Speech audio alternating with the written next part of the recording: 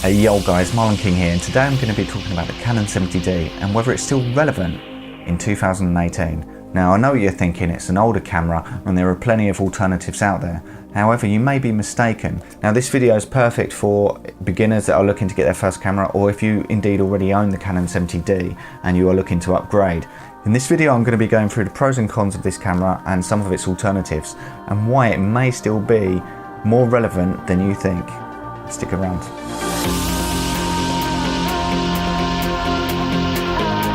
Right guys, I got my Canon 70D a couple of years ago in 2016 and I've loved using it. I use it both for photography and video. However, in this video I'm going to be covering more the video aspects. When it comes to buying a camera, if you're a beginner, you're probably looking at a certain price bracket.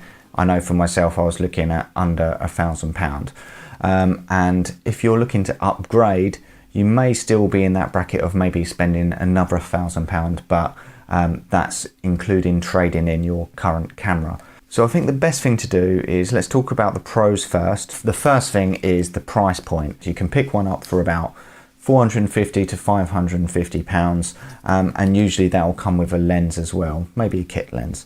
With that you get access to all of the Canon range of lenses, and they do have lots. They also support a lot of third-party lenses, which means that if you're starting out and you want to get a few lenses in your kit, you can do so without spending too much money. When it comes to video, the Canon 70D does 1080p at 30 frames, 24 and 25 frames per second. It does also do 60 frames per second, but that is at 720, which is a little bit of a disappointment, but we have to bear in mind when this came out in 2013, it was still pretty good. One of the main breakthrough points with this camera when it first came out in 2013 was the dual pixel autofocus, and since this camera has come out, Canon have started rolling it out across all of their other cameras in the range, and I must confess it is very good. The other thing with this camera is it has the flip out screen.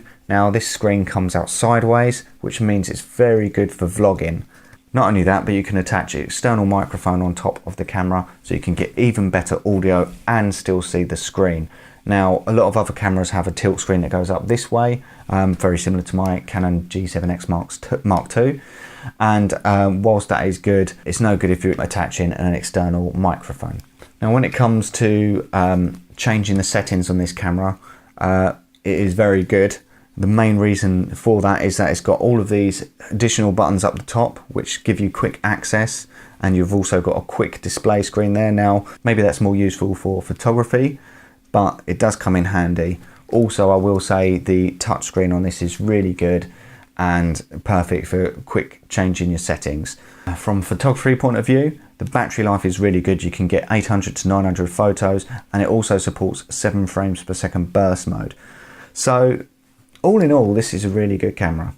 But let's talk about some of the cons, what this camera is not so good at. And this is basing it on my own experience as well. One of the main things I don't like about this camera is I think its low light capability isn't that good.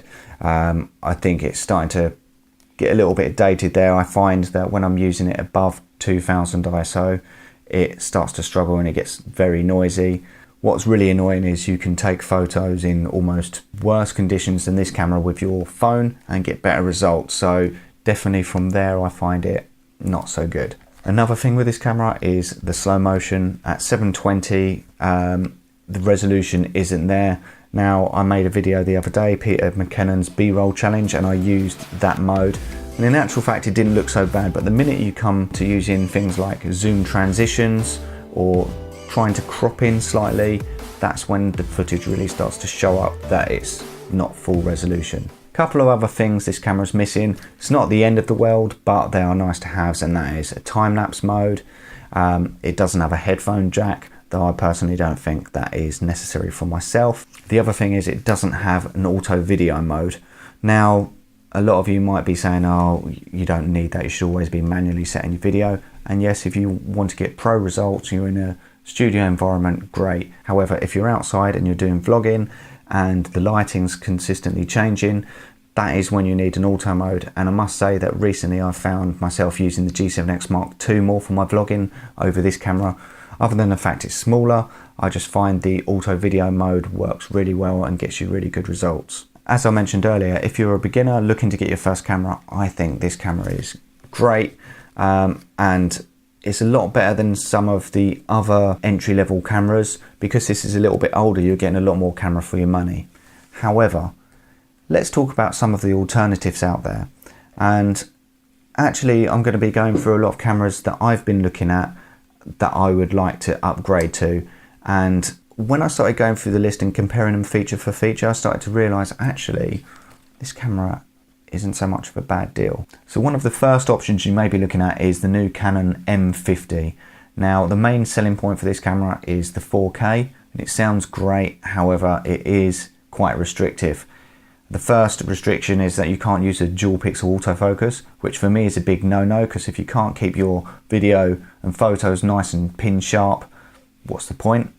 And the second thing is there's a big crop factor when using that 4K mode, which means it's almost a write-off. M50 does have a flip out screen, which is great. However, its battery life is quite poor in comparison to the 70D. It only does about 250 photos in comparison to the 900 the 70D can do. Because it is a smaller body style, it means it uses a different range of lenses, and there aren't as many as supported by the 70D. The other option you can look at is the Canon 77D. Now, technically this is a slightly different range to the 70D itself. Now, some of the benefits of that, it does support a lot of similar things to the 70D. It does have the flip out screen. It does also support 1080p 60 frames per second, so the slow motion is good. There's no 4K. Now, whilst the 77D is slightly lighter, the battery life isn't as good, and it uses a slightly different technology with the autofocus, which in many other reviewers they've pointed out that it's not quite as good as on the 70D. Which brings me on to the ATD. The ATD come out in 2016. It is the upgrade to the 70D. That does support 60 frames per second slow motion at 1080p, so that is really good. They did also add a headphone jack and time lapse to the camera. It also has slightly better battery life, and it does have 24 megapixels as opposed to 20 megapixels. So the ATD is just a very slight upgrade, but if you already own the 70D, I wouldn't say it's worth paying that extra to get it. Moving onwards and upwards, the next camera I'd consider getting is the Sony A6500. Now, there's some really good pro points to this camera. It has 4K at 30 frames per second, and it also has 120 frames per second slow motion at 1080p. So that's really cool. The downsides to it, the battery life isn't as good, and it has a tilt screen that I don't think it comes fully up, and it definitely doesn't come around.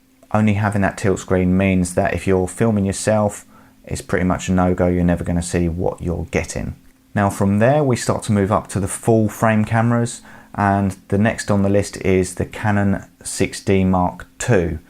Now this camera got a lot of stick when it came out, and then it started to get a lot of praise. So what is the big deal about this camera? Well, not a lot really.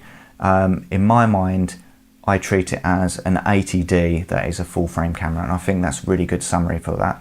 Now it does support the 1080p 60 frames per second. You've got the bigger, larger sensor on that camera because it's full frame. It's the same weight as the 70D. It has slightly better megapixels at 26 megapixels, and it has slightly better battery life, but not by much. And now if the 6D Mark II isn't cutting it for you, the next one I'd consider is the 5D Mark IV. Now the reason I'm suggesting the Mark IV is that it has the 4K at 30 frames per second. It also supports 60 frames per second at 1080p. Now, I know that's not great, but better than nothing. Now with the Mark IV you're getting 30 megapixels. The camera's heavier, you're getting very similar battery life to the 70D, and you are getting the headphone jack and time lapse, but I think at that price point that should be standard.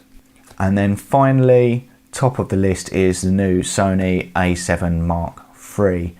Now that supports 4K 30 frames per second. It supports slow motion at 120 frames per second. It does have the full frame sensor.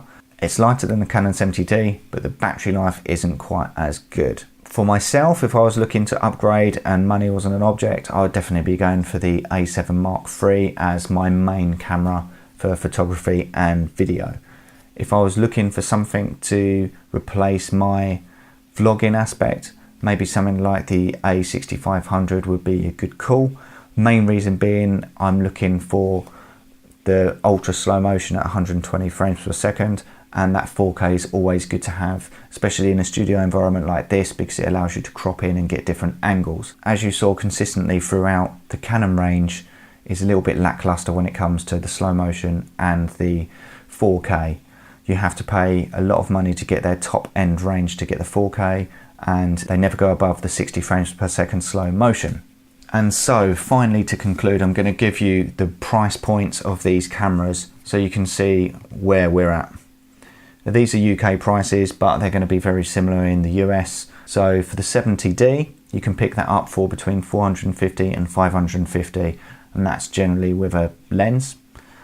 If you get the M50, that's the new one that's just come out, that price point is 550 to 800 pounds.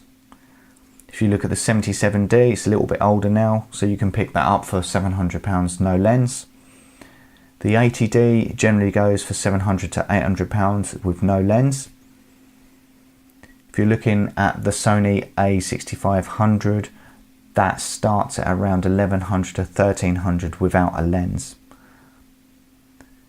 If you then jump up to the full frame cameras, the 6D Mark II starts at around 1400 without a lens, going up to around about £2,000 with a lens. The Canon 5D Mark IV is around 2000 to 2600 without a lens. And finally, the Sony A7 Mark III is around £2,000 without a lens. So when you start to look at the cameras and the price points, you can see that you're paying nearly £500–600 more to start to get decent 4K and usable 4K.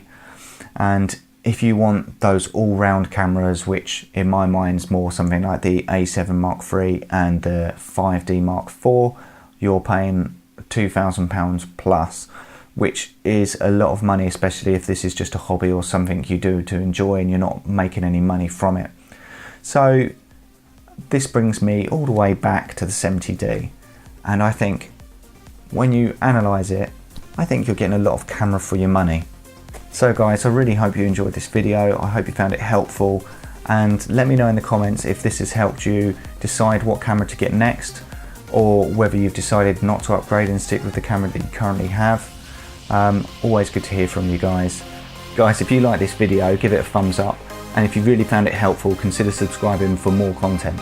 And on that note, take it easy, hope you have a good day, and I'll catch you next week, guys.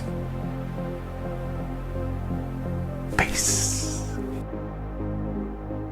However, I'm mainly going to be talking about video in this video. Wow, I've been recording for 30 minutes, so that's going to be fun editing. I wonder how short I get it down to.